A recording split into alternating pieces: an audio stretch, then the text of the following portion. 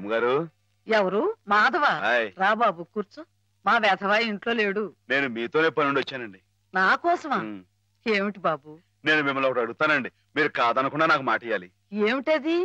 ముందు మాట ఇవ్వండి, తర్వాత చెప్తాను. సరే, మాట ఇస్తున్నాను. ఏమిటో చెప్పు. ఇదిగోండి, ఈ డబ్బు తీసుకోండి. డబ్బా? ఎందుకు? ఇది మీ డబ్బుగా బాబు గారికి మీరు ఇవ్వాలి. నా డబ్బుగా బాబు గారికి ఇవ్వాలా? ఎందుకని? లలితమ్మ గారికి మంచి పెళ్లి సంబంధం కుదిరిందండి. 50,000 దాకా కట్నం అడిగారు. ఆ డబ్బు కోసం బాబు గారు ఇల్లు అమ్మేస్తున్నారు. ఇల్లు అమ్మేస్తే ఆయన ఏమైపోతారు పాపం? అందుకే కదండి ఈ డబ్బు ఇస్తున్నాను. నాకు ఎప్పటి నుంచోనండి బాబు గారి పుస్తకం వచ్చేయించాలన్న చిన్న ఆలోచన ఉందండి. ఆ కోరిక ఉపయోగించుకుని ఈ డబ్బు బజార్ కింద ఇచ్చామనుకోండి, ఆ పెళ్లి ఖర్చుకి ఉపయోగపడుతుంది, ఆ ఇల్లు నిలుస్తుందండి. అవును, ఇంత డబ్బు ఎక్కడిది నీకు? అప్పు చేసావా? నాకు ఆవులున్నాయి కదండి, అందులో కొన్ని అమ్మేశానండి. మిగతావేమో బేరం పెట్టాను. ఇలా అన్ని అమ్మేసుకుంటే నువ్వేం తిందామని? మళ్ళెవరే, మీరంతా లేరేంటండి? మీ ఇంటికి వస్తే ఓ ముద్ద పెట్టరా? నాకు ఈ సాయం చేసి పెడతారు కదండి. మారేడు దళం శివుని పాదాలు తాకాలంటే ఏ చేతులు కాదంటాయి? ఎంత దొడ్డ మనసురా నాయనా నీది. ఏమిటి బామ్మగారు, నా కావ్యాలను మీరొచ్చు వేస్తారా?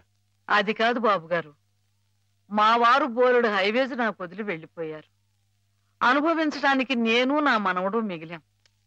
ఆ డబ్బు ఇలాంటి పుణ్యకార్యాలకు ఉపయోగిస్తే నా జన్మ తరిస్తుందనిపించింది. బామ్మగారేంటండి పొద్దునే జన్మలు అయ్యి అంటున్నారు? నాన్నగారు పుస్తకాలన్నీ బామ్మగారు అచ్చు వేయిస్తారట మాధవ. అయ్యో బాబోయ్, ఎంత శుభవార్తనానండి. అనండి బాబు గారు, ఇక రామాయణం మహాభారతం పక్కన పేటేసో కూర్చుంటాయి మీ పుస్తకాలు. కానీ నా పుస్తకాల మీద మీకు రాబడి పెద్దగా ఉండకపోవచ్చు బామ్మగారు. మాకు పైసా రాబడి రాకపోయినా పర్వాలేదు బాబుగారు. ఒక మహాకవి రాసిన అపురూప గ్రంథాలు వెలుగు చూడాలి. మీరేమిటో, మీ కళానికున్న శక్తి ఏమిటో 10 మందికి తెలియాలి. ఏం మాధవా? లక్ష విలువ చేసే మాట అన్నారండి.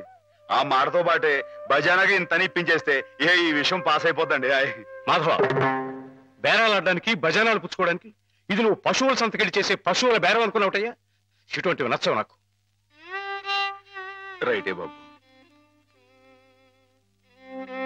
ఇప్పుడు ఆవులు గేదెల మధ్య గడిపేవాడిని. అంతవరకు ఆలోచించాను. తప్పే. మాధవేం తప్పుగా అనలేదు బాబుగారు. మీకు ఎంతో కొంత ఇవ్వటం మా బాధ్యత, ధర్మం. ప్రస్తుతానికి 50,000 అట్టి పెట్టండి. ఇప్పుడు ఎందుకు బామ్మగారు? రేపు పుస్తకాలన్నీ వచ్చేసిన తర్వాత ఏకమొత్తంగా ఎదురుగాని ఉంచండి బాబుగారు. పెద్దమ్మాయి గారు పెళ్ళని కూడా అనుకుంటున్నారట కదా, దేనికైనా అక్కడికి వస్తుంది. బామ్మగారు మాట కాదనకండి బాబు, ఉంచండి. మన అవసరం పాస్ అయిపోతుంది. ఇచ్చేయండి.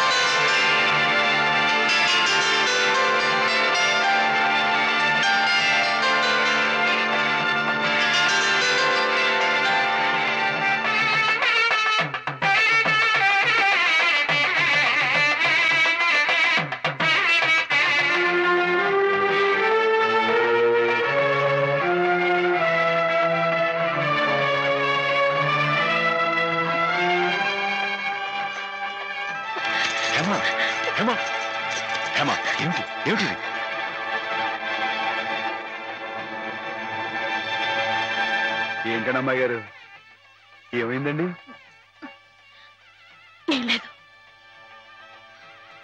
పోరా, దానికి చూడకూడదు. ఇటు అమ్మాయి గారు, అమ్మాయి గారు, అమ్మాయి గారు, అమ్మాయి గారు, ఈవేళ పిఠాపురంలో ఆవులు పోటీ కదండి. నేను గంగ నిమిషం బయలుదేరుతున్నానండి. మా చంటిగాడు నేను లేని కదా అని తలా ఇస్తారేమో, మీరు కాస్త దగ్గర చూసుకోండి. ఇప్పుడే బయలుదేరుతున్నావా? మరి సాయంకాలం కదండి పోటీ. పోనీ మధ్యాహ్నం వెళ్ళకూడదా? మధ్యాహ్నం బయలుదేరితే టైం ఏమి మిగులుద్దండి. ఆవు కాస్త అలుపు తీర్చుకోవాలన్నా, ఈ సర్దుకోవాలన్నా ఇప్పుడు వెళ్ళడం రైట్ అండి. సరే నీ ఇష్టం. ఉంటానండి. అదేమిటి? ఇంతకీ కావాల్సిన ఆవిడ మర్చిపోయానండి. ఈ ఏడాది కూడా బహుమతి నాకే పాస్ అయిపోవాలని కోరుకున్నారు కదండి. నువ్వు అడిగితే కదా. అయ్య బాబు అడగాలండి. కోరుకోండి బాబు. సరే నీదే. చాలండి.